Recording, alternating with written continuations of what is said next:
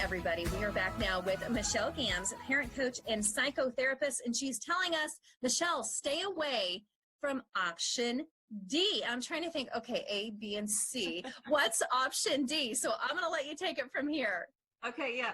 To be a, quote, perfect parent, all we have to do is stay away from option D. And option D is harm, okay?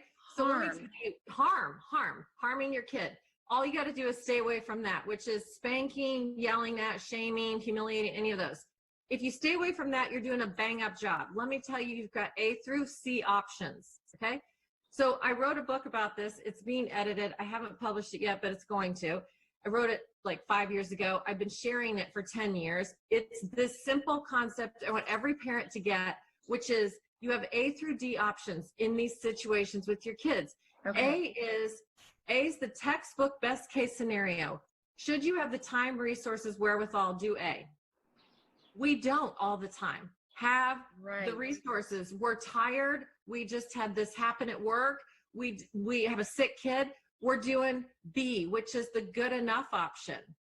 Good enough. It's the 5 out of 10. It's the 6 out of 10. It's the 8 out of 10. Given the context of everything that's going on, all I got is B. C is do no harm. C is basically zip it, walk away, breathe, count, go outside, do whatever you need to do to augment your resources before going to D, because D is harm. And we don't want to go there. So it's knowing that I'm 100% responsible for what I say and what I do. You're 100% responsible for what you say and what you do. And we're trying to keep it in the A through C options. And it gives parents permission. I can't tell you, Amber, how many people have come back to me and they're like, Michelle, I didn't do D. Yeah.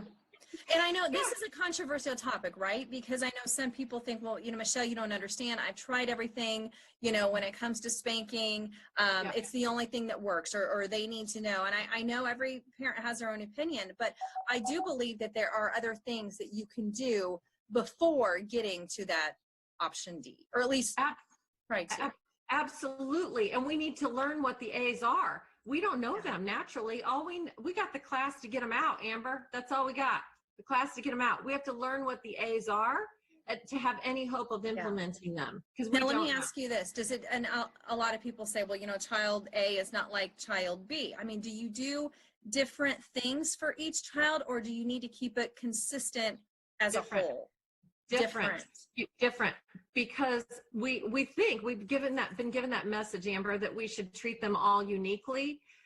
You need to love your children uniquely, not equally. Oh, that's interesting. Because they are all different. What works for one may not work for another. Absolutely. So, like the love languages, that yes, I've heard of that. Yes. And so just because I did quality time with one kid doesn't mean that the other kid wants quality time. They just want to remember to get them the orange toothpaste at Target because they prefer it in that form, that I remembered something for them. Right. So it's like loving them uniquely, not equally. For sure. I think one of the things that's hard for me as a parent, because again, there are opinions about spanking, but I have such a hard time when I try and teach my children, especially the little ones, don't hit. Yes. Don't hurt, don't hit. But if, they see me, is that a confusing message to children? It absolutely is. We're hypocrites if we're telling our kids to do things that we're not doing.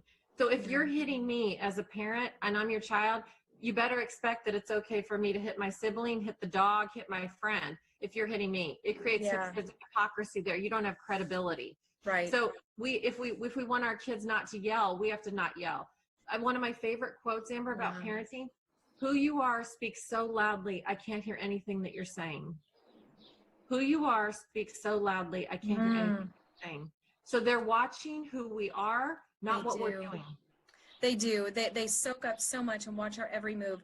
What would be your advice to parents who might be watching thinking, I don't know, Michelle, you just don't know my child. They just don't act like this. Is it just give it a shot? Like try to, retrain your mind, give it a shot, try these and just see what happens?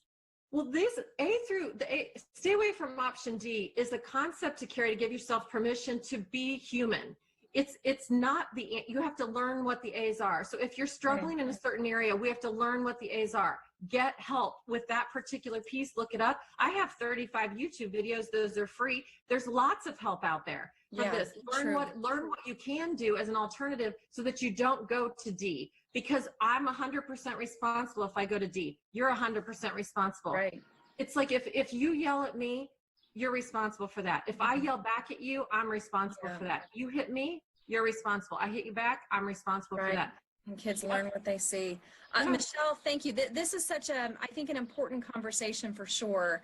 But I think it will also allow us just to be better parents, to look at things a little bit differently. So thank you so much for your time. We'll put all the information about where to find you on our website, indystyle.tv, but I hope we talk again soon.